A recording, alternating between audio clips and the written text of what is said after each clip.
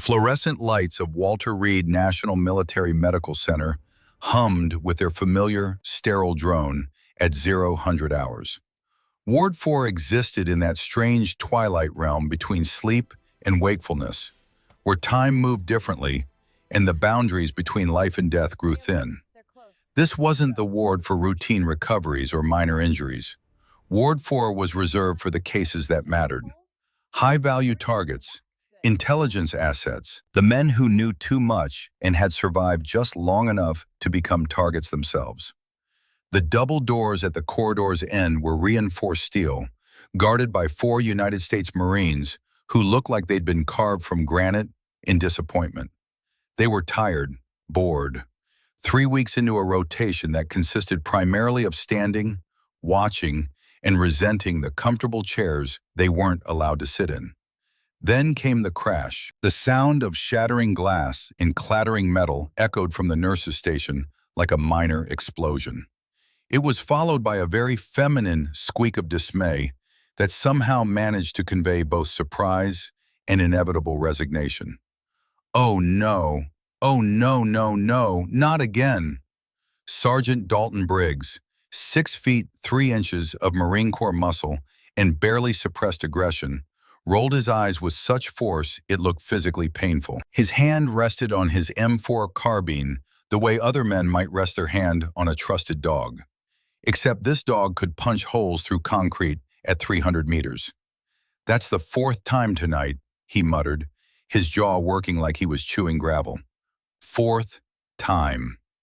Private First Class Wyatt Holloway, younger and considerably more charitable, leaned against the wall beside him. At 20 years old, Wyatt still had that Montana optimism that hadn't been completely beaten out of him by the Corps.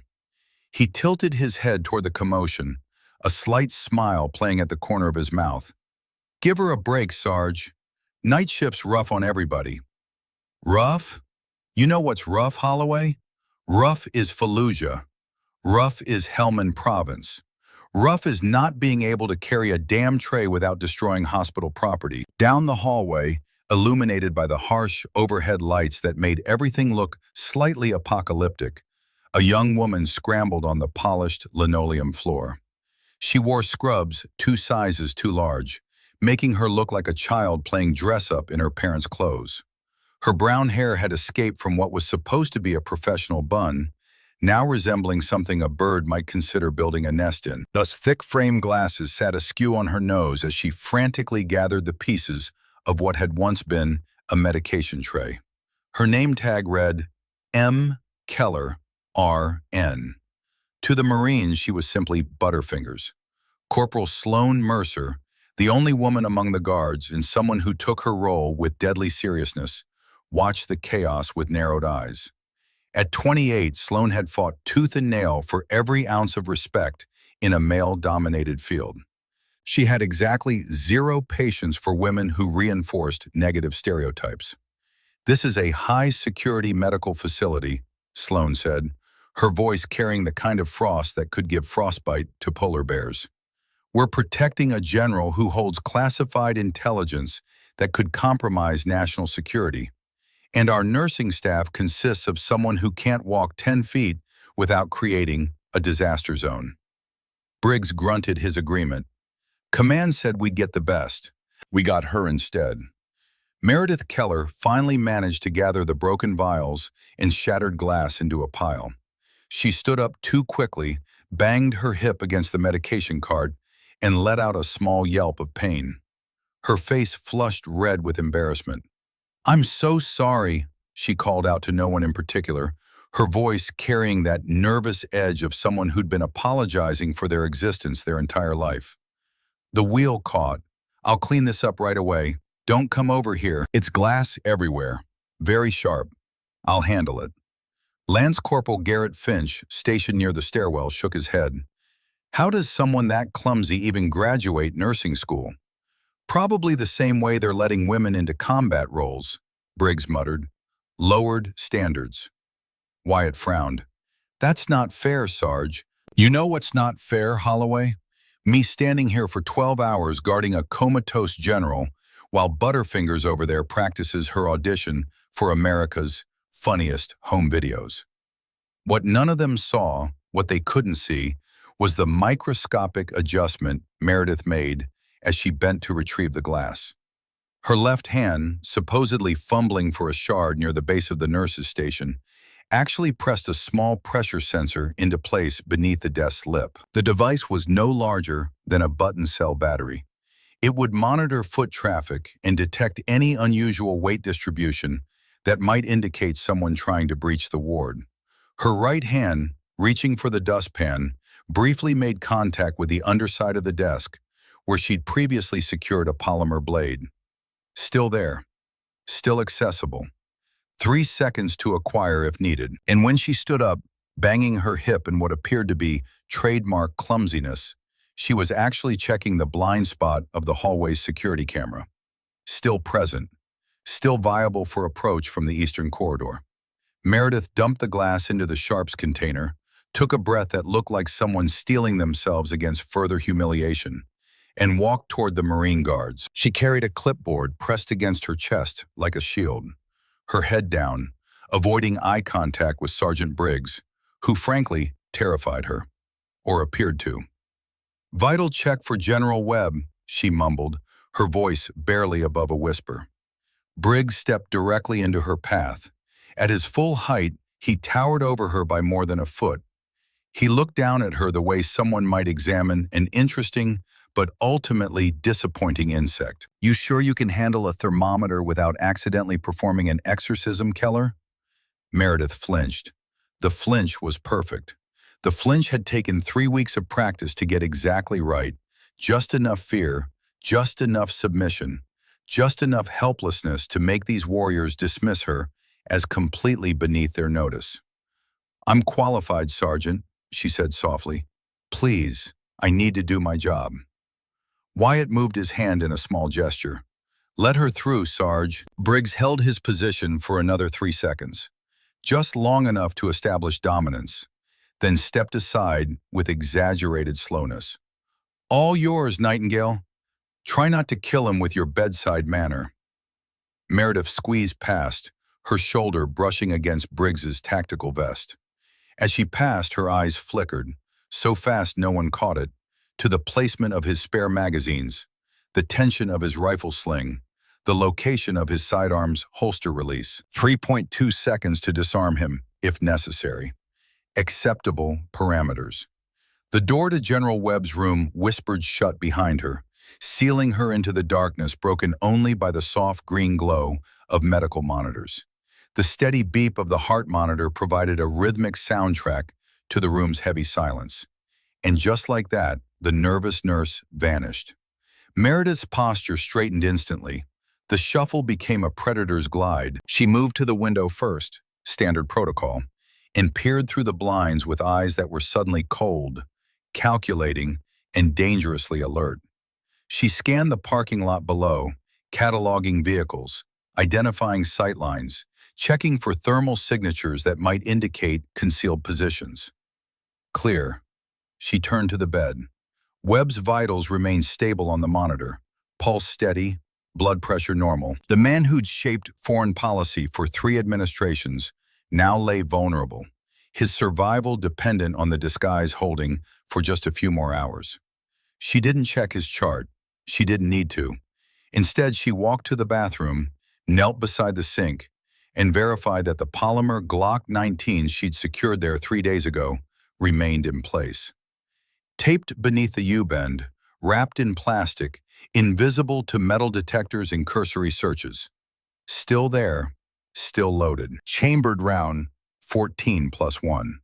From her hair bun, the messy disaster that looked accidental, she extracted a ceramic blade no longer than her pinky finger, but sharp enough to open an artery in less than a second.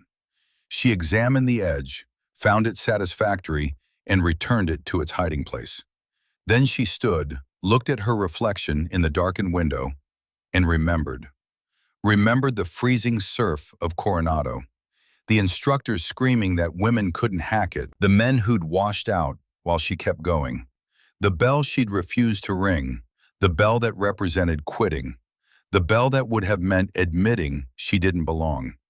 She'd passed Hell Week, passed selection, passed every test they'd thrown at her, and then some. She'd become Lieutenant Commander Meredith Keller, Naval Special Warfare Development Group. Call sign, Reaper. Not because she was clumsy, but because when she moved with purpose, people stopped moving permanently. A soft knock at the door pulled her back. Meredith resumed her slouch, put the nervousness back into her expression, like someone putting on a familiar coat, and opened the door. "He's stable," she said quietly to Briggs, who'd apparently decided to check on her. "Vitals are good. He's resting comfortably." Briggs looked past her into the room, suspicious. "You didn't trip over anything in there?" "I tried my best not to," Meredith said, offering a weak smile that didn't reach her eyes. Briggs grunted and returned to his position. Meredith closed the door and walked back to the nurse's station, resuming her role, resuming her disguise, resuming the lie that had kept her invisible for 6 months. She sat at the desk, opened a medical textbook, Pharmacology, 3rd edition, and pretended to study. In reality, she was watching the reflection in the glass of the framed Employee of the Month photo on her desk. The reflection gave her a perfect view of the elevator bay and the stairwell door. It was 0 to 45 hours, 75 minutes until shift change. The break room coffee tasted like it had been brewed sometime during the Reagan administration and left to fossilize. Wyatt Holloway poured himself a cup anyway, grimacing at the bitter assault on his taste buds. "Jesus, this could strip paint." "That's because Keller made it," Sloan said from the corner, where she was field stripping her M4 with a kind of methodical precision that suggested she found the task meditative. "I watched her. She dumped in enough grounds for a full pot, then only filled it halfway. It's basically coffee tar." Wyatt added 3 sugars and a prayer. "She's not that bad." "She dropped 4 trays in 3 weeks.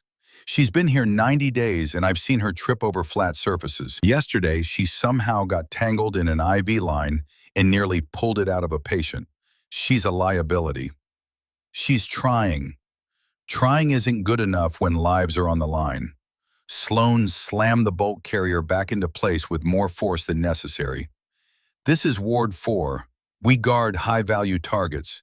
We need professionals, not children playing nurse." Wyatt took a sip of the horrible coffee and thought about his little sister back in Montana. Emma was 19, starting her first semester of nursing school at Montana State. She'd called him last week, crying because her clinical instructor had told her she was too soft, too emotional, too feminine for the job. He'd told Emma that caring was the whole point, that medicine needed people who gave a damn. Looking at Meredith Keller stumbling through her shifts, constantly apologizing, constantly afraid of making mistakes, he saw Emma. Saw someone trying their hardest in a world that seemed determined to break them. "She reminds me of my sister," Wyatt said quietly.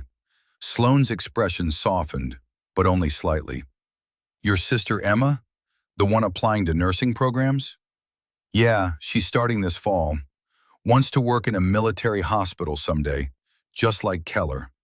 He stared into his coffee. "Emma's tough as nails, but people underestimate her because she's small and quiet. I just think maybe Keller's the same way. Maybe she's tougher than she looks. Or maybe she's exactly as incompetent as she appears," Sloan countered. "Not everyone is secretly strong, Holloway. Some people are just weak." Before Wyatt could respond, the break room door opened, and Meredith herself appeared, looking startled to find it occupied. "Oh, sorry, I didn't mean to interrupt. I was just... I'll come back later." She started to retreat. "Wait," Wyatt said. "Coffee?" Meredith hesitated like someone expecting a trap. I already made a pot at the nurse's station." "That poison? I'm talking about actual human coffee." Wyatt grabbed a clean mug and poured from a different pot, one that Sloan had brewed earlier and was actually drinkable. "Here, consider it a peace offering for Sergeant Briggs being, well, Briggs." Meredith took the mug carefully, like it might bite her. "Thank you, Private Holloway. That's very kind. Call me Wyatt, at least when Briggs isn't around to hear it." A small smile flickered across Meredith's face. It transformed her features, made her look less like a terrified child and more like an actual person. "Okay, Wyatt, and thank you, really." She took a sip, and genuine relief crossed her expression. "Oh, wow, this is so much better than mine." "That's because you made yours with approximately 200% more coffee grounds than necessary," Sloane observed dryly. "I did?" Meredith looked genuinely distressed. "Oh no, I'm so sorry. I thought the scoop was. I must have read the measurements wrong. I'm always doing that. My instructor used to say I couldn't follow a recipe if my life depended on it." Sloane's expression remained skeptical, but she didn't press the issue.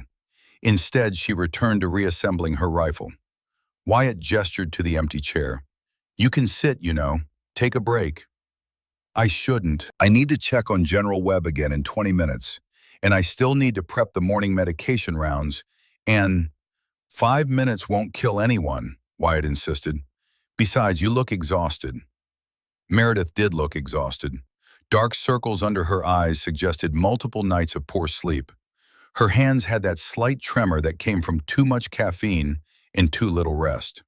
She sat, perching on the edge of the chair like a bird ready to take flight at the first sign of danger. "So," Wyatt said, trying to make conversation, "where are you from, Nurse Keller?" "Ohio, small town outside Cleveland. You wouldn't have heard of it." "Try me. I'm from a town in Montana with a population of 300. I know small. Ravenswood, about 1,000 people. My mom still lives there." Meredith wrapped both hands around the coffee mug like she was trying to absorb its warmth. "She's a librarian, has been for 30 years. "Any siblings?" "No, just me. My dad died when I was very young, so it was always just mom and me."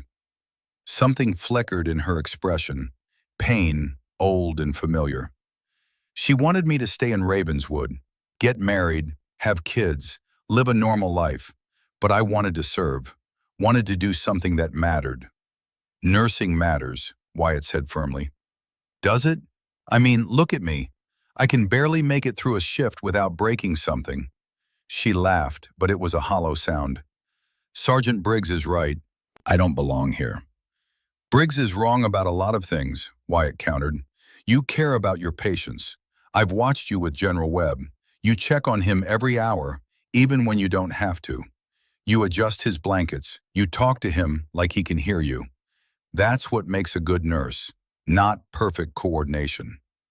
Meredith looked at him with something that might have been gratitude. "Your sister is lucky to have you, Wyatt." "I'm lucky to have her. She keeps me human. Reminds me why I put on this uniform every day." He paused. "You remind me of her, actually. Emma's applying to work at military hospitals, too. She wants to take care of the people who take care of us." "That's beautiful," Meredith said softly. Then her watch beeped. She stood abruptly, nearly knocking over her coffee. Wyatt caught it just in time. "See?" Sloane muttered. "Liability." Sorry," Meredith rushed out. "I need to. Medication rounds. Thank you for the coffee, Wyatt. You're very kind." She practically fled the break room. After she left, Sloane shook her head. "That woman is going to get someone killed." Wyatt disagreed but didn't say so. Instead, he thought about Emma, about the crushing weight of expectations and judgment, about how easy it was to break someone who was already afraid of being broken. What Wyatt didn't know, what he couldn't know, was that the nervous, apologetic woman who just left wasn't afraid at all. She was counting, cataloging, preparing, because Meredith Keller had just confirmed 3 critical pieces of intelligence. 1. Wyatt Holloway was empathetic, protective, and would instinctively defend vulnerable people. That made him predictable, useful. 2. Sloane Mercer was competent, professional, and would follow protocol over emotion. Also predictable, also useful. 3. The break room had a secondary exit through the supply closet that led to the service corridor, an exit that wasn't marked on the official floor plans. Insurance. Always have insurance. Meredith returned to the nurse's station, sat down, and opened her textbook again. In the reflection of the glass frame, she watched the elevator indicators. 0, 3, 1, 2 hours. 33 minutes until shift change. Outside in the parking lot, a laundry service van pulled up to the delivery bay. The logo on the side read, "Crystal Clear Linens, serving Maryland since 1998. Meredith's eyes narrowed. Crystal Clear Linens had gone out of business in 2019. She reached under the desk, fingers finding the small encrypted radio unit she'd secured there. A single press, ... Morse code for the number 7. Miles away in a secure operations center, an analyst noted the signal. Reaper reports suspicious activity, possible early breach. The operations commander, a woman who'd spent 30 years in naval intelligence, picked up her phone. How early? 90 minutes ahead of predicted timeline. QRF status? 23 minutes out. The commander closed her eyes, made a decision that would either save lives or end careers. Tell Reaper to hold position, maintain cover. We're moving up the timetable. Yes, ma'am. Back in Ward 4, Meredith received the return signal. 3 dots. Acknowledged. Hold position. She closed the textbook and stood, stretching in a way that looked casual, but actually positioned her body at a 45-degree angle to the elevator, the optimal position to observe the doors while maintaining the appearance of inacuity. Then she walked to the supply closet and began sorting bandages with the focused intensity of someone who'd never sorted bandages in their life. Sergeant Briggs watched her from his position at the main doors. What's she doing now? Being weird, Sloan said. As usual. I give her 2 more weeks before she washes out or has a nervous breakdown. What Sergeant Briggs didn't know, what none of them knew, was that every stumble, every fumble, every apologetic smile had been a carefully crafted element of an elaborate disguise. And that disguise was about to pay the deadliest dividends. Because in the parking lot below, 12 men in coveralls were unloading equipment from the laundry van. Equipment that had nothing to do with laundry and everything to do with death. They moved with military precision, checking weapons, synchronizing watches, reviewing floor plans on tablets that would be wiped and destroyed in 17 minutes. Their target, General Marcus Webb. Their obstacle, 4 Marines in standard hospital security. Their intelligence, complete floor plans, guard rotations, response times, and exact location of the high-value target. What their intelligence didn't include, what their intelligence couldn't include, was the clumsy nurse on the 4th floor. The woman who dropped things. The woman who apologized.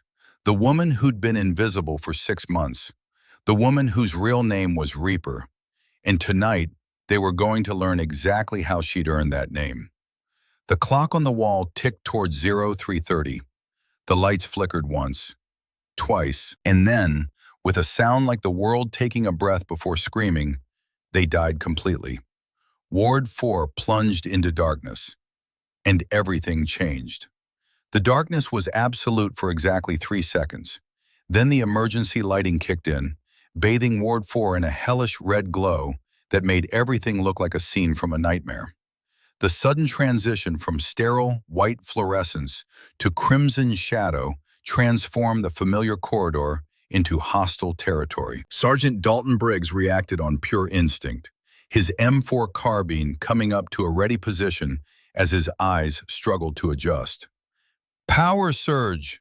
Wyatt Holloway reached for his radio, fingers finding the transmit button. Base ops, this is post 4. We've lost primary power. Over. Static. White noise hissing like a dying snake. Base ops, this is post 4. Radio check. Over. Nothing. The communication channel that had been crystal clear 30 seconds ago now carried nothing but the sound of dead air. Briggs! Wyatt's voice carried an edge of alarm that combat veterans recognize instantly. Comms are down. I know. Briggs's weapon swept the corridor, his movements economical and precise. Years of training took over, muscle memory overriding the confusion. Mercer, check the stairwell. Finch, get on the hardline emergency phone. Holloway, defensive position on me. Sloane Mercer moved immediately, her boots silent on the polished floor despite her speed. She reached the stairwell door, tested the handle, unlocked, and pulled it open just enough to peer through the gap. The stairwell was dark, completely dark. The emergency lighting hadn't reached there, which meant either the backup generators were failing sequentially or someone had deliberately disabled them. Stairwell is black, she reported. No lights, no movement visible. From somewhere below them, distant but distinct, came three sounds in rapid succession. Thump, thump, thump. Suppressed gunfire. The kind of sound that professional operators make when they don't want to wake the neighbors while they're killing people. Briggs's jaw tightened. That's contact. Floor below us. We're under attack. The elevator dinged. Every weapon in the corridor swung toward the sound. 4 Marines, 4 rifles, all pointing at the brushed steel doors as they slid open with mechanical indifference to the tension. The elevator car was empty. "Clear!" Finch shouted, his voice tight. "No," a quiet voice said from the nurse's station. "It's not." Meredith Keller stood behind her desk, and for the first time since any of them had met her, she wasn't moving like someone perpetually terrified of their own shadow. She stood perfectly still, her eyes locked on the elevator's ceiling access panel. "The ceiling," she said, her voice carrying a strange authority that none of them had heard before. "Check the—" A small cylindrical object dropped to the open panel, clattering onto the elevator floor. Flashbang grenade. Meredith's eyes squeezed shut, and her hands flew to her ears a full second before the device detonated. The others had no such warning. The explosion was blinding, deafening. The concussive force hit like a physical wall, scrambling senses and turning the world into a high-pitched whine overlaid with brilliant white static. Briggs staggered, his vision reduced to swimming afterimages. Sloane dropped to one knee, disoriented. Finch fired blindly down the corridor, his shots going wide. Only Wyatt managed to maintain any coherent thought, and even he was stumbling, his equilibrium destroyed by the blast. Through the ringing in his ears, Wyatt heard Briggs roaring, "Contact! Contact front!" The stairwell door that Sloane had been checking burst open. Men in black tactical gear poured through, 4, 5, 6 of them, moving with the coordinated precision of professional soldiers. They wore gas masks and night vision goggles. They carried MP5 submachine guns with suppressors that looked like black metal whispers. No shouting, no wasted movement. These weren't terrorists or desperate criminals. These were operators, professionals, the kind of men who understood that the difference between success and failure often came down to silence and speed. Finch, closest to the stairwell, managed to bring his rifle up despite his disorientation. He got off 3 rounds before the lead attacker double-tapped him with 2 suppressed shots that sounded like aggressive whispers. Thip, thip. Finch jerked backward, red blooming on his chest. He hit the floor hard, his weapon clattering away. "Man down!" Sloane screamed, her vision clearing just enough to identify targets. She and Briggs opened up simultaneously, their unsuppressed rifles thunderously loud in the enclosed space. Brass casings rained onto the floor like deadly hail. The attackers scattered, taking cover behind gurneys and medical equipment. Return fire came in controlled bursts, thip, thip, thip, chewing through drywall and sending dust cascading from the ceiling. Wyatt, still reeling from the flashbang, stumbled backward toward the nurse's station. His shoulder hit the wall, then his legs gave out entirely. He collapsed near Meredith's desk, his vision swimming, his ears ringing so loudly he couldn't hear his own breathing. He tried to rack the slide of his sidearm, but his hands weren't cooperating. His fingers felt thick and numb. Blood roared in his ears. Through the haze of disorientation, he became aware of movement, a shadow detaching from other shadows. One of the attackers, moving low and fast, flanking wide to get an angle on the Marines pinned down by suppressive fire. The man was heading straight for Wyatt. Wyatt tried to raise his weapon, but his arms felt like they were moving through water. Too slow. Everything was too slow.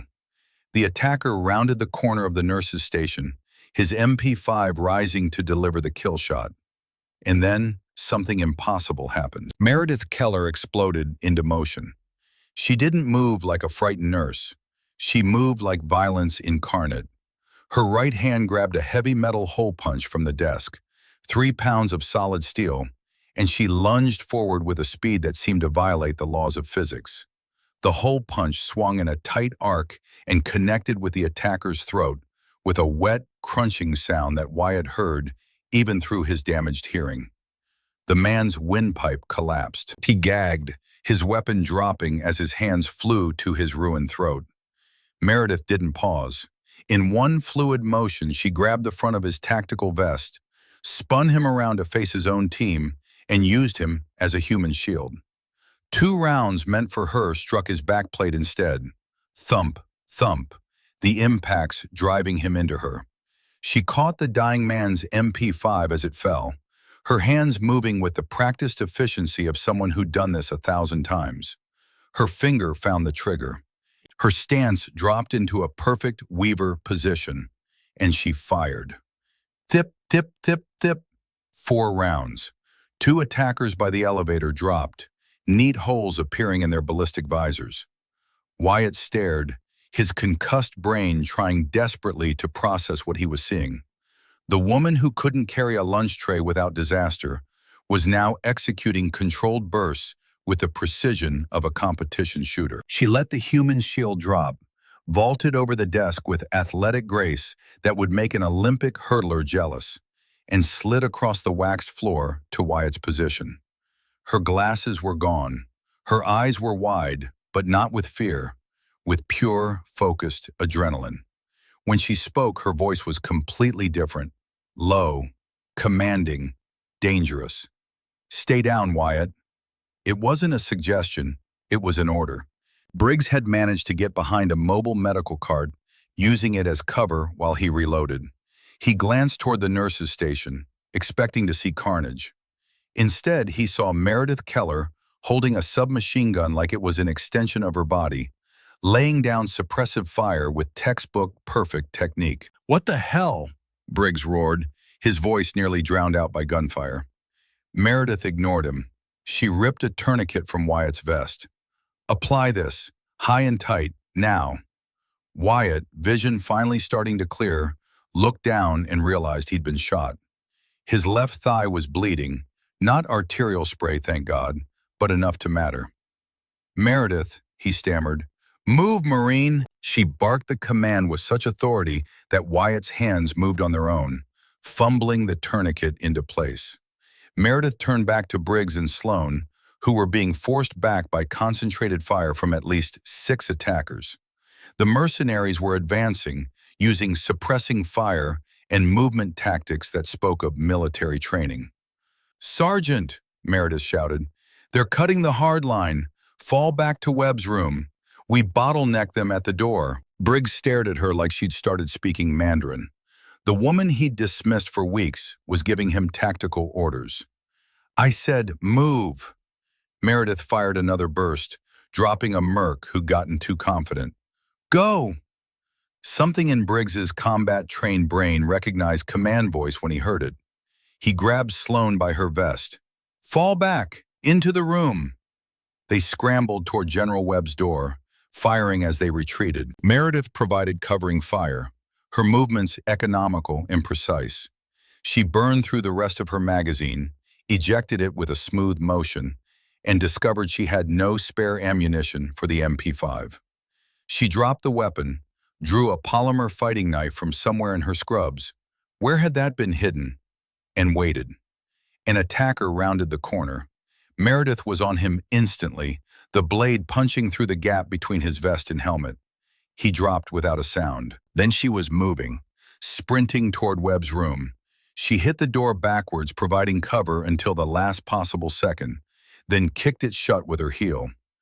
Briggs shoved a heavy medical equipment cabinet against the door, while Sloan locked the deadbolt. The room fell into relative silence, broken only by ragged breathing and the steady beep of Webb's heart monitor. The emergency lighting cast everything in crimson shadow. Briggs spun around, his rifle coming up to point directly at Meredith's chest. His face was a mask of rage and confusion. Sweat dripped from his forehead.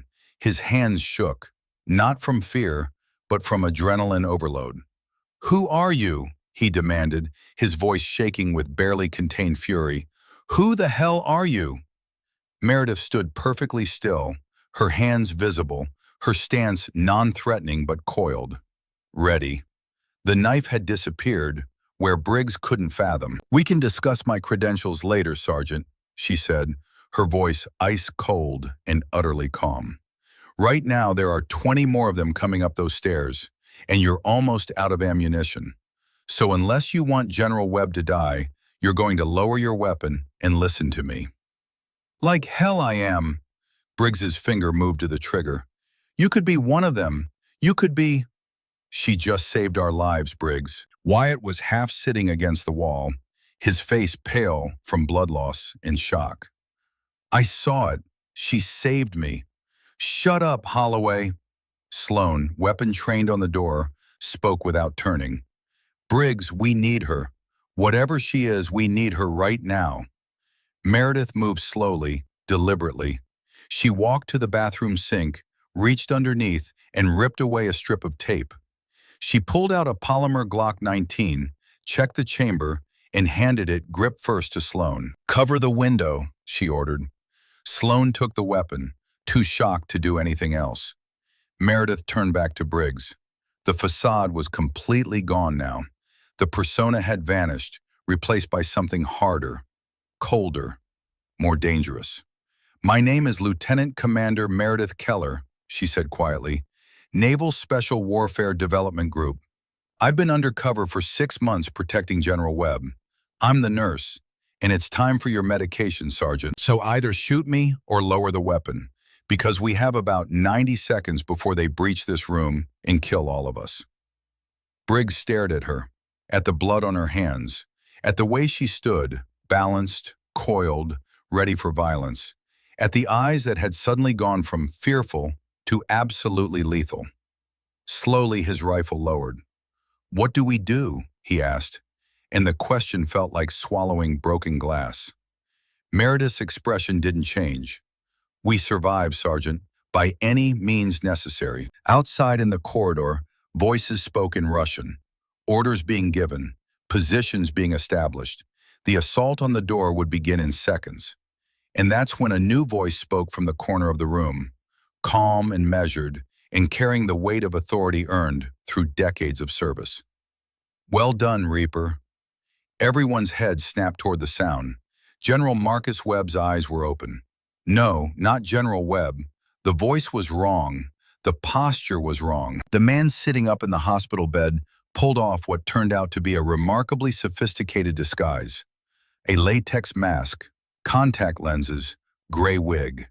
Beneath it was a face that looked carved from granite. 62 years old, but still radiating the kind of presence that made junior officers stand at attention without being told. "Colonel Thaddeus Garrett," the man said, swinging his legs over the side of the bed. "Delta Force, retired. Or I was, until this operation." Meredith moved to his side immediately, helping him disconnect the fake medical monitoring equipment. "You're supposed to be maintaining cover until extraction." "Plans change." Garrett's voice carried a southern accent that spoke of long summers and longer wars. "When the shooting starts, old soldiers tend to wake up. You holding up, Reaper?" "I'm operational." Meredith's eyes swept to the Marines, who looked like their understanding of reality had just been rearranged at gunpoint. "But we have a situation." "I can see that." Garrett's gaze locked onto Briggs. "Sergeant, I know you have questions. Unfortunately, question time is over. What's your ammunition status?" Briggs's mouth opened, closed. His brain was trying to catch up with events. 2 magazines, maybe 60 rounds." "Holloway?" Wyatt raised a shaky hand. Wounded, thigh. Tourniquets on, but I'm not moving fast. Mercer? Half a mag, sidearm fully loaded. Sloane's voice was steady, despite the insanity. Colonel, what the hell is happening? What's happening, Corporal, is that you're caught in the middle of an operation that's been 33 years in the making. Garrett stood, and despite being in a hospital gown, he somehow looked like he was wearing full combat gear. The real General Webb is in a secure facility in Virginia. I've been posing as him for the last 6 weeks. We knew someone would come for him eventually. We just didn't know when. Heavy impacts hit the door. The mercenaries were preparing to breach. Meredith moved to the oxygen tanks mounted on the wall. She grabbed a wrench from the maintenance kit, her movements quick and efficient. "What are you doing?" Briggs asked. "Improvising." Meredith loosened the valve on the largest oxygen cylinder. A hissing filled the room as pressurized gas began to leak. "Colonel, can you carry?" "I've been in a bed for 6 weeks pretending to be comatose, but I'm still a ranger." Garrett's smile was grim. "I can carry." "Good. Sergeant, you take the colonel. Mercer, you've got Holloway. We're moving to the MRI suite." "The MRI suite?" Briggs looked at her like she'd lost her mind. "That's down the hall, past the nurses' station, right where they are." "Exactly," Meredith said. She grabbed a road flare from the emergency earthquake kit mounted on the wall. "They expect us to hunker down and wait for rescue. They don't expect us to counterattack." She positioned the oxygen tank on its side, facing the barricaded door. The steady hiss of escaping gas grew louder. "When I blow this door," Meredith continued, her voice clinical and detached, "the oxygen will ignite. It's going to be loud. It's going to be hot. We use the confusion to reach the service corridor. From there, we flank them and head for radiology." "You're going to blow us up," Sloane said flatly. "I'm going to blow them up," Meredith corrected. "We'll be behind the bed. Cover the colonel. Protect him." From outside the door came the distinctive sound of a drill biting into metal. They were breaching the lock. "They're coming through," Wyatt yelled. "Wait for it," Meredith said, the flare in her hand. She struck it against the rough side of the wall. It sparked, then caught, blazing with brilliant red phosphorescence. The door handle jiggled. The drill whined through the final centimeter of lock mechanism. "Now!" Meredith threw the flare toward the leaking oxygen tank and dove behind the overturned hospital bed where the others had taken cover. The mercenaries triggered their breaching charge at the exact same moment the oxygen ignited. The explosion wasn't just loud, it was apocalyptic. The door didn't open, it disintegrated. The blast wave, amplified by the concentrated oxygen, roared into the hallway like dragon's breath. The wooden barricade became shrapnel. The walls cracked. The ceiling tiles rained down like lethal confetti, and the screaming started. Meredith was moving before the echoes faded. "Move! Move! Move!" She ran toward the fire, not away from it. Through the smoke and flame and chaos, she raised the captured MP5 and stepped into the hallway. 3 mercenaries were on the ground, their tactical gear smoldering, stunned by the double explosion. They'd expected a breaching charge. They hadn't expected the defenders to detonate their own oxygen supply. Meredith didn't hesitate. Pop, pop, pop. 3 shots, 3 kills. Threats neutralized. "Go!" she shouted, waving the Marines forward. Briggs hoisted Garrett in a fireman's carry, groaning under the weight. Sloane half-dragged, half-carried Wyatt. They stumbled into the smoke-filled corridor, coughing, eyes streaming. From the elevator bay, muzzle flashes sparked in the darkness. Fresh mercenaries advancing, at least 6 more. "Service corridor," Meredith commanded, providing covering fire.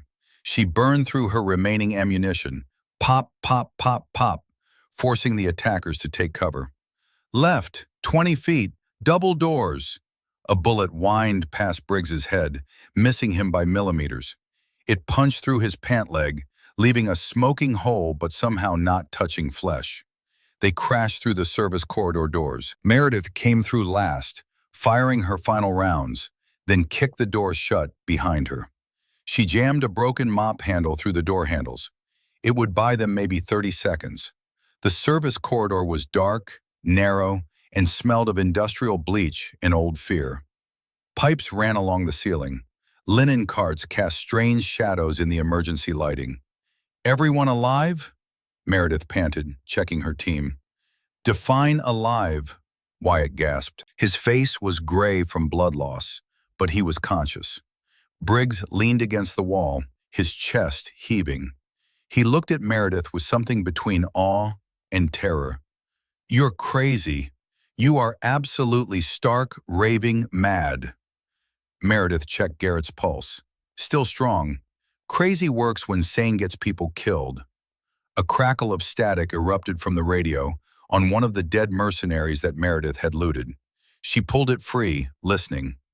"Team 2 reports status." The voice was deep, accented, Russian or South African, hard to tell, and it carried the cold professionalism of someone who'd done this before. Many times. Meredith held up a hand for silence. She pressed the transmit button.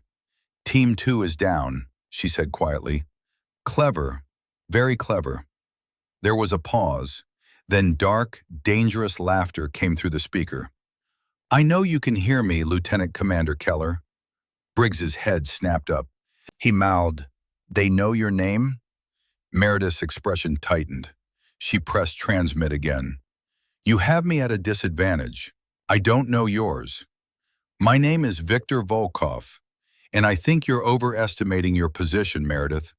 You have 3 Marines, 1 wounded, 1 carrying deadweight, and you have what, 20 rounds left in that MP5? Meredith signaled for the team to keep moving. She kept talking to buy time. "I have enough," she said into the radio. "Why don't you come down here and count them personally?" "Oh, I'm coming," Volkov replied. "But I'm not just coming with men. I've cut power to the ventilation system. In about 10 minutes, the CO2 levels in that service level will start to rise. And I have thermal imaging drones covering the building. I can see you moving toward the north wing right now." Meredith cursed under her breath. Thermals. They couldn't hide. "Change of plan," she whispered to Briggs. They were passing a laundry chute. "They're tracking our heat signatures." "So what do we do, stop being hot?" Briggs muttered. "No," Meredith said, her eyes scanning the corridor. They were passing a row of linen carts. "We create ghosts." She grabbed a handful of chemical light sticks from the emergency supplies and cracked them open, shaking the glowing liquid over a pile of blankets in one of the carts. Then she doused the blankets with isopropyl alcohol from a nearby cleaning cart. "Heat bloom," she explained. "We make decoys." She lit the pile with a sparking emergency lighter. The alcohol-soaked blankets whooshed into flame. The chemical lights created an eerie, green-tinged fire that would burn hot enough to confuse thermal sensors. She kicked the cart, sending it rolling down the adjacent corridor toward the mess hall. A flaming, glowing decoy that would show up on infrared like a Christmas tree. "Move opposite direction, now." They sprinted, or as close to sprinting as a group of wounded, exhausted people could manage, toward the radiology department. The radio crackled again. Volkov's voice carried amusement. "Cute trick with the fire, but it won't save you, Meredith. We both know how this ends." Meredith stopped at the heavy lead-lined doors marked MRI Suite. No metal objects beyond this point. She swiped her access card. Nothing. The power was out. "Damn it," she hissed. "Stand back," Briggs said. He lowered Garrett to the ground, raised his leg, and delivered a massive mule kick directly to the door handle. The wood splintered. He kicked again. The door flew open. "Get inside," Meredith ordered. They stumbled into the MRI suite. In the center of the room sat the massive machine, a giant white tunnel of superconducting magnets in electromagnetic fields. Meredith helped settle Wyatt onto a gurney. "Mercer, keep pressure on that wound." Sloan complied, her hands working automatically while her mind tried to process the last 10 minutes of insanity. Briggs barricaded the door with whatever equipment he could move. Then he turned, his weapon ready but his eyes fixed on Meredith. "Talk," he said. "Now, who are you really? And don't give me that DevGru line. The whole story." Meredith looked at him, at Sloan, at Wyatt bleeding on the gurney, at Colonel Garrett, who nodded permission. And for the first time in 6 months, she told the truth. "February 26th, 1991, she began quietly. "Highway of Death, Kuwait. 23 Army Rangers walked into what they thought was a secured zone. It was an ambush. Iraqi Republican Guard had been fed their exact position, their movement patterns, their communications frequencies." She paused, old pain flickering across her face. Only one person could have provided that intelligence, a Spetsnaz operative named Viktor Volkov, embedded with coalition forces. He sold out an entire platoon for Russian intelligence objectives. 23 men died. One of them was Staff Sergeant Thomas Keller. Wyatt's eyes widened. "Keller, that's my father," Meredith finished. "He died 5 months before I was born. My mother was pregnant when she got the notification. I grew up with photos and stories and a folded flag." Briggs's expression shifted, not quite sympathy, but understanding. "The general, the real Webb, he has proof?" "Proof that's cost 3 intelligence officers their lives in the last 6 months," Garrett interjected. "Volkov has been hunting for those files for 3 decades. He finally tracked them to Webb. So we set a trap, used me as bait, Meredith as insurance." "Insurance?" Sloan looked at Meredith with new eyes. "You've been undercover for 6 months playing a clumsy nurse just to catch one man?" "Not just one man," Meredith corrected. "Volkov runs a private military corporation called the Syndicate. They're mercenaries, yes, but they're also intelligence brokers. They sell secrets to the highest bidder. If we don't stop them here, dozens of operations get compromised. Hundreds of operatives get exposed." The radio crackled one more time. "Touching story, Meredith, but it changes nothing. You're trapped. I'm coming for you. And this time, I'll finish what I started with your father." Meredith's hand trembled, just for a second, as memory crashed over her. Not a memory she had, but one she'd constructed from stories. Her father, dying in the desert, alone, betrayed. Garrett's hand touched her shoulder. "Focus, Reaper. He wants you rattled." Meredith took a breath, released it. When she looked up, her eyes were clear and cold. "He just made a mistake, Colonel," she said quietly. "Now it's personal." She walked to the MRI control panel. Despite the power outage, a small battery indicator blinked red. The backup system for the magnet's cooling system, still running. She put her ear to the massive machine, a faint, high-pitched whine. "The magnet's still live," she said, a grim smile touching her lips. "The field is active." Briggs frowned. "So what? We can't bring our guns near it. Neither can they." "Exactly," Meredith said, "but they don't know that we know. And that, Sergeant, is how we win." She turned to face her unlikely team, 3 Marines who'd spent weeks mocking her, and a Delta Force legend who'd taught her everything she knew. "We're going to turn this medical machine into a weapon," she said, "and we're going to make Volkov regret ever hearing my father's name." Outside, footsteps approached. Heavy boots, many of them. Volkov was coming, and Meredith was ready. They'd reached the suite through sheer momentum and covering fire. Briggs had kicked the damaged door open, while Meredith provided suppressive bursts from her looted MP5. The lead-lined walls had bought them precious seconds. Volkov's thermal drones couldn't see through the radiation shielding. Now they had maybe 3 minutes before the breach. 3 minutes to turn a medical imaging machine into a weapon. 3 minutes to prepare for the fight that would end this, one way or another. Meredith's mind raced through the physics. The magnet's superconducting coils were cooled by liquid helium to near absolute zero. Even with main power cut, the backup batteries would maintain the cooling system for another 6 hours. The field was active. The trap was set. All they needed was for Volkov to walk into it. The MRI suite had become a tomb waiting to be sealed. Emergency lighting painted everything in shades of blood and shadow. The massive 3 Tesla magnet sat silent in the center of the room like a slumbering god of physics.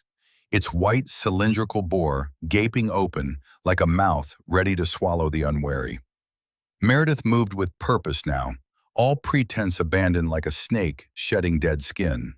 She checked the backup power indicator on the magnet's control panel. The red LED pulsed steadily. The superconducting coils were still cooled, still active, still generating a magnetic field 30,000 times stronger than Earth's own. "Strip," she commanded, her voice carrying absolute authority. "Everything ferrous metal. Helmets, vests, rifles, belt buckles, spare magazines. All of it goes in the control room behind the shielded wall." Briggs stared at her. "You want us to strip our gear? We're about to be overrun by a dozen armed hostiles, and you want us naked?" "Not naked. Unarmed with firearms, yes. But they won't be armed either." Meredith pointed at the massive warning sign on the wall. "Danger, strong magnetic field. No ferrous metals beyond this point. That magnet will rip a wrench out of your hand from 20 feet away. Imagine what it does to a squad of mercenaries wearing steel-plated body armor and carrying rifles." Understanding dawned in Briggs's eyes. "You want to turn it on while they're in the room." "The field is already on," Meredith corrected. "We just need to position ourselves in the fringe where the pull is manageable, and let them walk into the center where it's irresistible." Colonel Garrett was already removing his hospital gown, revealing the tactical underlayer he'd worn for 6 weeks beneath his disguise. "It's brilliant. Unconventional warfare at its finest. Meredith learned from the best." "You taught me to think like a weapon," Meredith said quietly, meeting his eyes. "Everything is a tool. Environment, psychology, physics, everything. And I've never been prouder, Reaper." Garrett's expression softened for just a moment. "Your father would be too." The moment broke when Sloane spoke up, already pulling off her tactical vest. "If we strip our armor and they shoot from the doorway, we're dead anyway." "They won't," Meredith said with certainty. "Volkov is arrogant. He wants to look me in the eye when he kills me. He'll come in, and when he does, we take him alive." "Alive?" Briggs was removing his vest now, the reality of the plan sinking in. "Why alive?" "Because if he dies, the syndicate survives. We need him for interrogation. We need the complete network." Meredith pulled off her scrub top, revealing a compression shirt beneath. No body armor. She'd been operating naked this whole time, relying purely on not being seen as a threat. "Besides, I have questions for him about February 26th, 1991, and he's going to answer every single one." They worked quickly, helmets and vests piled in the shielded control room, rifles and sidearms placed far from the magnet's bore. The Glock that Meredith had given Sloane earlier was examined carefully. "Polymer frame, but the slide and barrel are steel," Meredith noted. "We'll have to hold them tight in the fringe field or they'll be pulled out of our hands. Only use them as absolute last resort." Wyatt, pale and sweating on the gurney, managed a weak smile. "This is the craziest thing I've ever heard. I love it." "Stay conscious, Montana," Meredith said, checking his tourniquet. "I need you to hold this." She pressed a polymer frame pistol into his hands, one of the few weapons that could function near the magnetic field if held firmly enough. "Anyone gets past us, you shoot them. Can you do that?" "Hoo-yah," Wyatt whispered, marine humor bleeding through despite the blood loss. Meredith positioned herself in front of the MRI bore, feet planted, balanced. She held the Glock down by her thigh, both hands gripping it against the magnetic pull that tugged insistently at the metal components. It was manageable here, 10 feet from the center, like holding a fish that wanted to swim upstream.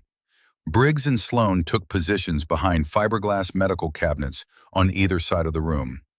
Garrett moved to the control panel, ready to boost power if needed. The radio on Meredith's hip crackled one final time. "I'm at your door, Meredith. Last chance to surrender. Come out and I'll make it quick. Stay inside and I'll make it last. Meredith didn't respond. She waited, counting her heartbeats. 62 per minute. Combat calm. The same heart rate she'd maintained during Hell Week when instructors were screaming that she didn't belong, that women couldn't hack it, that she should quit while she still had her dignity. She'd never quit anything in her life. The door exploded inward. Not a subtle breach this time. Volkov had brought shaped charges. The door blew off its hinges and tumbled into the room, smoking and twisted. 8 men poured through the breach in a tactical stack, moving with the fluid coordination of professionals. They wore full combat loadouts, ceramic plates over steel backing, load-bearing vests heavy with ammunition and equipment, rifles with steel receivers and barrels. And leading them was Viktor Volkov. He was 52 years old but looked carved from granite that had been left out in harsh weather for decades. His face was scarred. A white line ran from his left eyebrow to his jaw, the kind of scar that spoke of combat at close range. Gray stubble covered his jaw.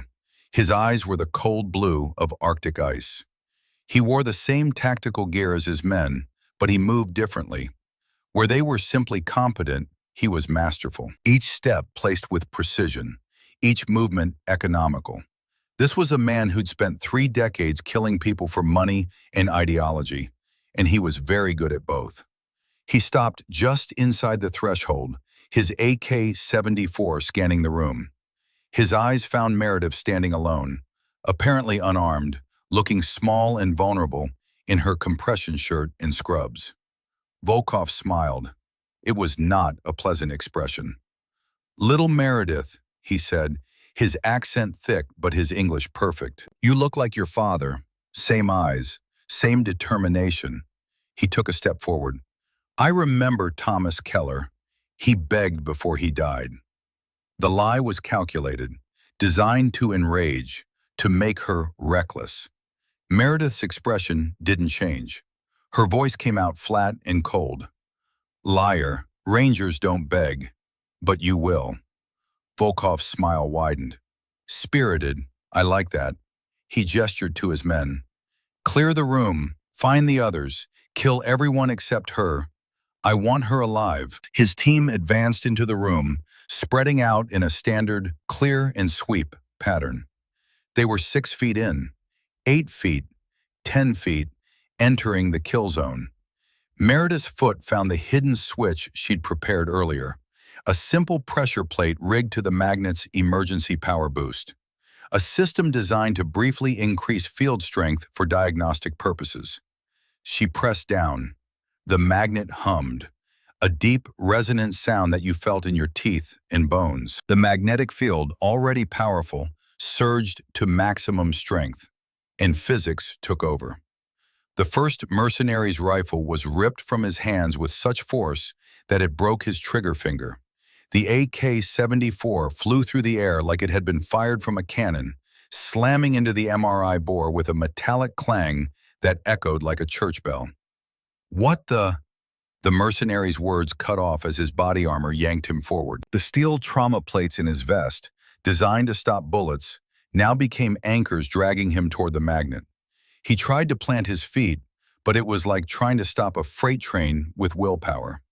He slammed face first into the machine, his helmet cracking against the plastic housing with brutal force. Chaos erupted. Rifles flew from hands like metal birds migrating home. Body armor plates wrenched forward, pinning men against the magnet. Belt buckles, boot eyelets, knife clips, anything ferromagnetic became a weapon turned against its owner. One mercenary screamed as his steel-toed boots literally pulled him off his feet.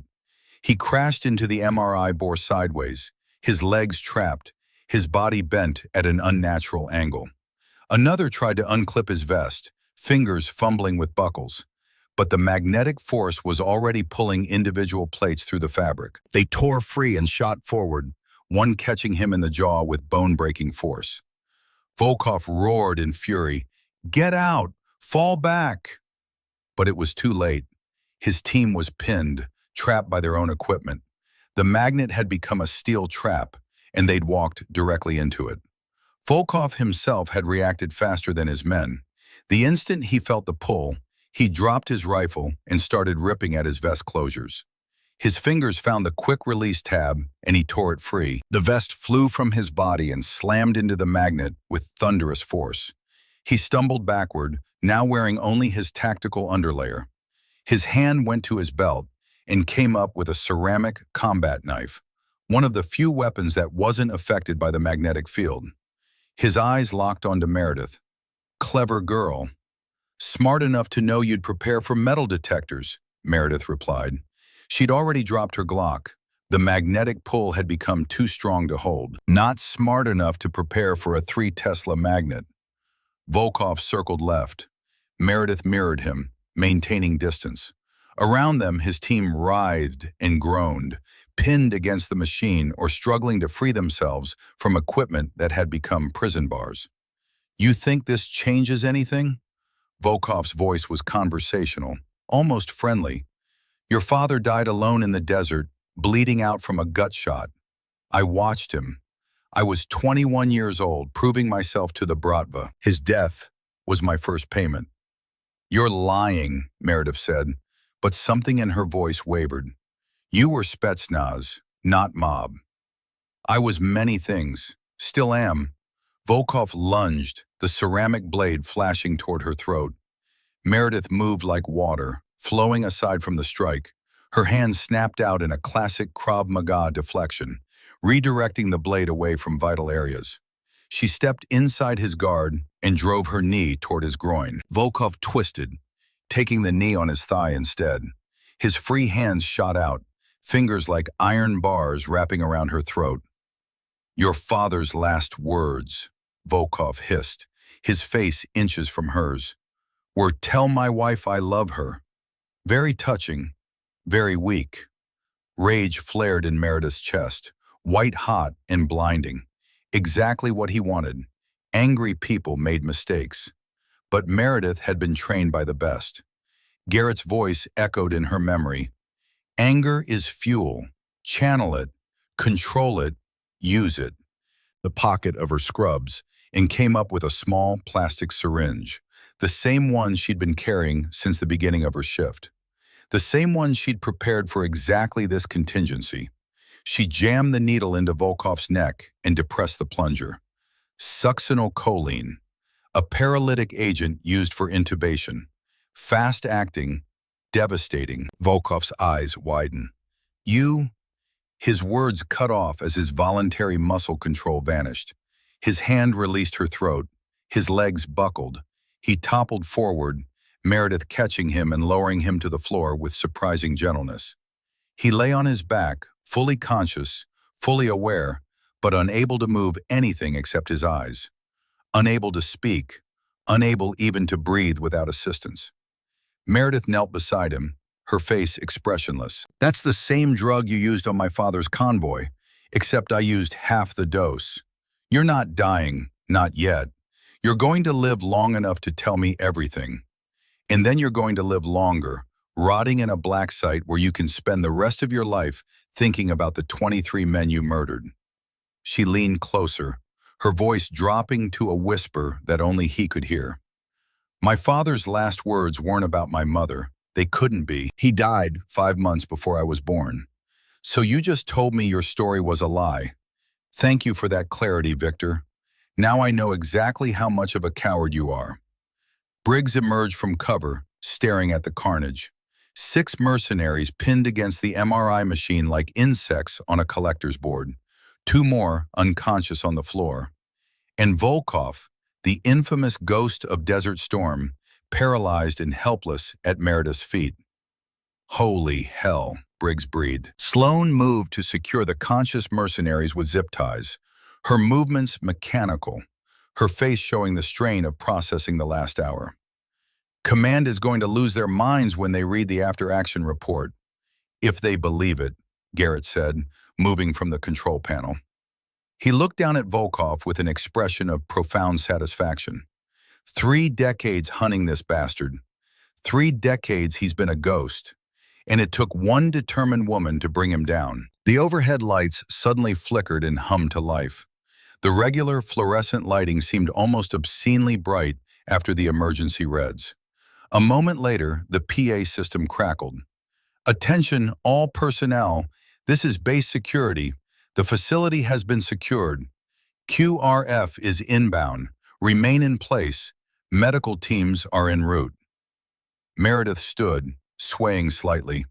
Adrenaline was beginning to fade, leaving exhaustion in its wake. She'd been operating on pure determination and training for the last hour, and now the cost was coming due.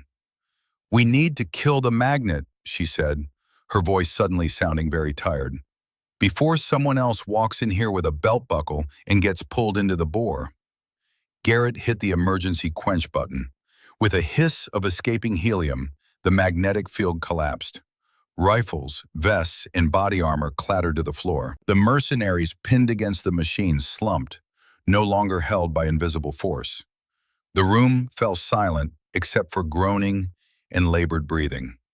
Then the door burst open again. Meredith spun, reaching for a weapon she no longer had, her body tensing for another fight. But these weren't mercenaries. These were U.S. Marines in full combat gear, weapons raised, tactical lights blazing. A captain led the stack, his face professionally neutral. "Identify," he barked. "Lieutenant Commander Meredith Keller, Naval Special Warfare," Meredith said, her voice snapping back to command tone despite her exhaustion. "Authentication code Whiskey Tango Foxtrot 09er. Stand down, Captain.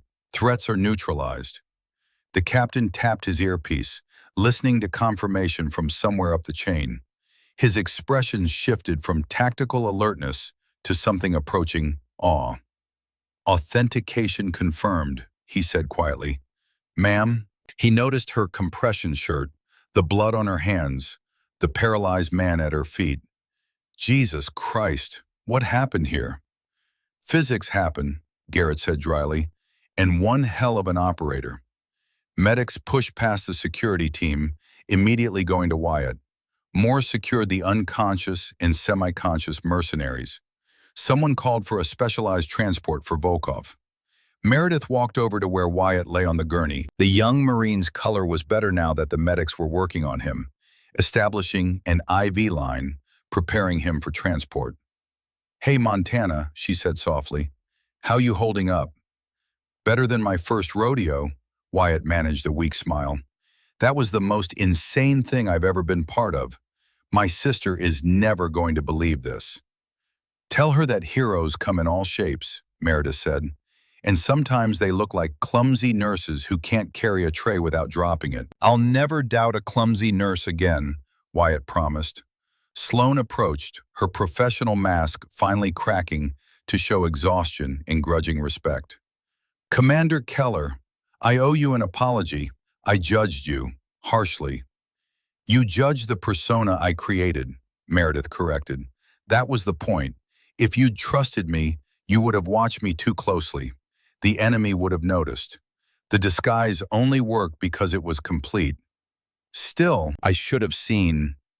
"You saw exactly what I needed you to see," Meredith interrupted gently. "That's not a failure on your part. That's success on mine." Briggs stood off to the side, looking at Meredith with an expression that mixed shame, respect, and something approaching reverence. Finally, he approached. "I was wrong," he said simply, "about women in combat, about you, about everything." He extended his hand. "You're not just tough, Commander. You're the toughest operator I've ever seen." Meredith took his hand. "I'm not special, Sergeant. I just don't quit. My father taught me that, or at least his memory did." "Your father would be proud." "I hope so." Meredith looked down at Volkov, now being loaded onto a stretcher by security personnel. "I did this for 23 families. Mine is just one of them." The medical team loaded Wyatt onto a transport stretcher. As they wheeled him toward the door, he called out, "Hey, Commander, if you ever need a clumsy nurse for another mission, I know a guy who drops things." Despite everything, the violence, the exhaustion, the weight of memories both inherited and created, Meredith laughed. It was a genuine sound, warm and human and real. I'll keep that in mind, Private.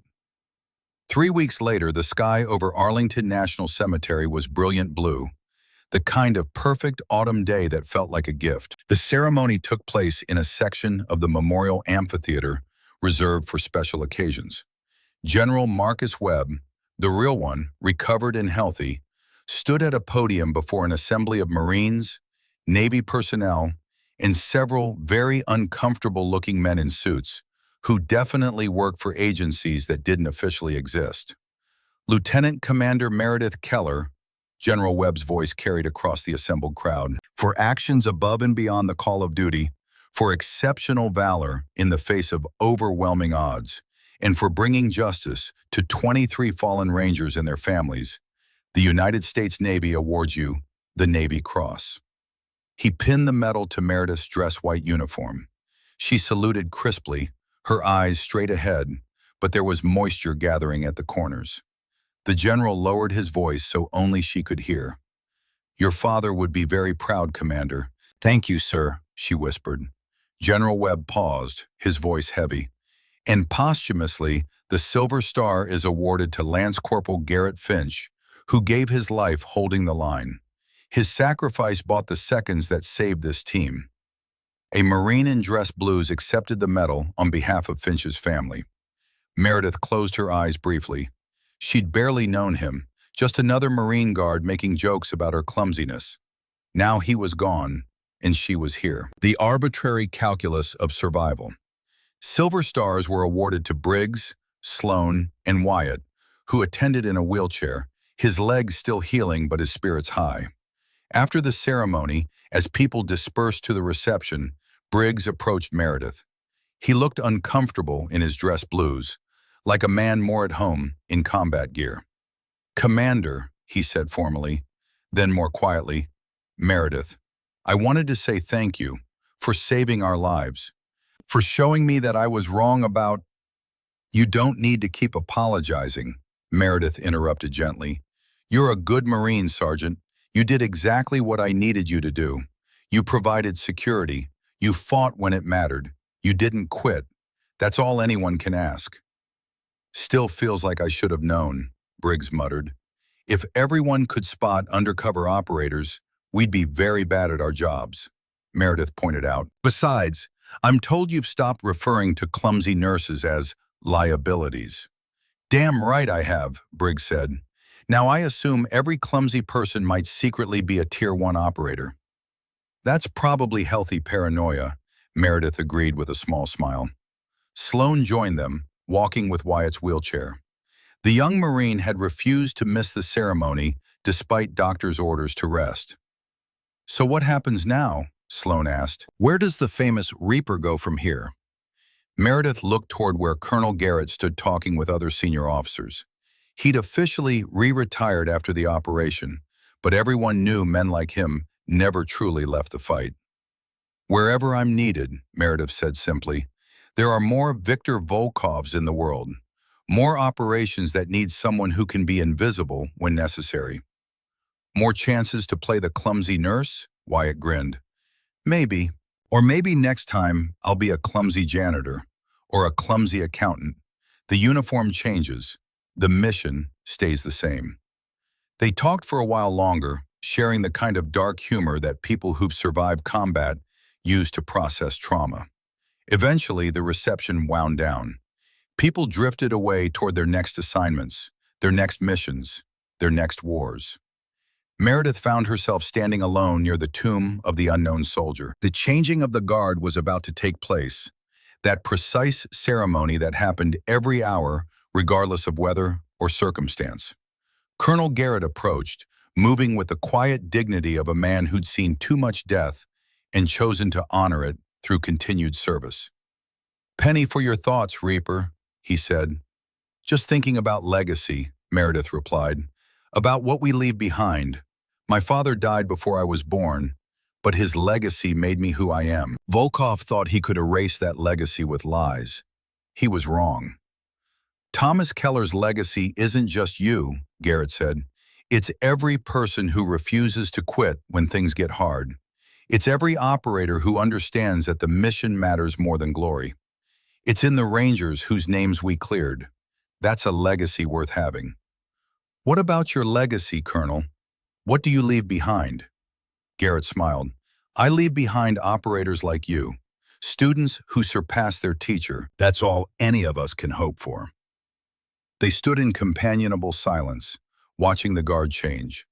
The precision, the dedication, the unwavering commitment to honoring the fallen. Meredith's phone buzzed. She checked it discreetly. An encrypted message from her handler at DevGru. New assignment, Seattle VA Hospital. Suspected syndicate cell targeting veteran testimony in upcoming tribunal. Undercover role required. Report Monday, 0800. She looked at the message for a long moment, then typed her reply. Acknowledged. What's my cover? The response came immediately. Physical therapist, recent graduate, personality, overly enthusiastic, clumsy with equipment. Meredith almost laughed. Some things never change. She turned to Garrett. I have to go. New assignment. Seattle? How did you... She stopped. Of course he knew. Garrett had connections throughout the intelligence community. Yes, Seattle. Be careful, Reaper. Volkov may be in custody, but the syndicate has more like him. I know, and I'll find every single one. Garrett pulled her into a brief hug, the kind of embrace a father gives a daughter before she goes to war. Make them rue the day they underestimated you. Always do, Colonel. Always do. That evening, Meredith drove to Arlington National Cemetery after the official ceremonies had ended. She walked through Section 60, where the fallen from recent conflicts were buried. But she kept walking, following a map she'd memorized years ago, until she reached an older section. The gravestone was simple, weathered granite with standard military marking. Thomas Keller, Staff Sergeant, U.S. Army Ranger, 1964 to 1991. Courage, honor, sacrifice. Meredith knelt, the Navy Cross heavy on her chest. She placed the Navy Cross on the gravestone, next to the small American flag that was always maintained by volunteers. We got him. Volkov. He's in custody. The Rangers' names are cleared. Everyone knows it wasn't their fault. It was betrayal, and we stopped it from happening again. The wind rustled through the trees. A bird sang somewhere nearby. The world continued its indifferent rotation. I never got to meet you, Meredith continued, her voice breaking slightly. Never heard your voice except in Mom's stories. She says I have your stubbornness, your inability to quit, your determination. That's what Volkov called it, trying to insult me. But I'll take it. That determination got me through BUD/S, got me through selection, got me through tonight. She smiled through tears. So thank you, Dad. Thank you for showing me that courage isn't about being fearless. It's about never quitting. She stood, wiping her eyes. The Navy Cross gleamed in the fading sunlight. I'm leaving this with you. You earned it more than I did. This is your closure, not mine. Mine comes from continuing the work, from making sure no other kid grows up wondering what their father's voice sounded like. She saluted. Crisp. Perfect. The salute of a Navy SEAL to a fallen Ranger. Then she turned and walked away, leaving the medal with the man who'd given her everything without ever knowing she existed. By Monday morning, Meredith Keller was in Seattle. Her credentials identified her as Megan Foster, physical therapist, recent graduate, enthusiastic but uncoordinated. Her first day involved tripping over a resistance band, spilling coffee on a doctor, and apologizing profusely to everyone. The veteran patients smiled at her mishaps. The hospital staff rolled their eyes at the clumsy new girl. The security officers barely glanced at her. Perfect. And in the back of the VA hospital's East Wing, 3 men in maintenance uniforms watched the new physical therapist with professional interest. They'd been sent by what remained of the syndicate to ensure certain veterans never testified. They'd been operating for 2 weeks, slowly isolating their targets. They had no idea that the clumsy therapist who couldn't set up a treadmill without nearly falling off it was actually watching them, cataloging their patterns, identifying their exit routes, preparing her own operation. That night, alone in her small apartment, Meredith stood before the mirror. She put on thick frame glasses that made her look nervous and uncertain. She practiced tripping over her own feet. She rehearsed apologetic stammers. It was the smile of a predator who'd learned that the best camouflage wasn't invisibility. It was looking harmless. Because the best weapon isn't the one they see coming, it's the one they never saw at all. She turned off the light and went to bed. Tomorrow would bring more stumbling, more apologies, more perfectly crafted incompetence. And somewhere in the shadows of the VA hospital, 3 men would learn what Marines, mercenaries, and Russian spies had learned before them. Never underestimate the clumsy nurse. She might just be a reaper in disguise.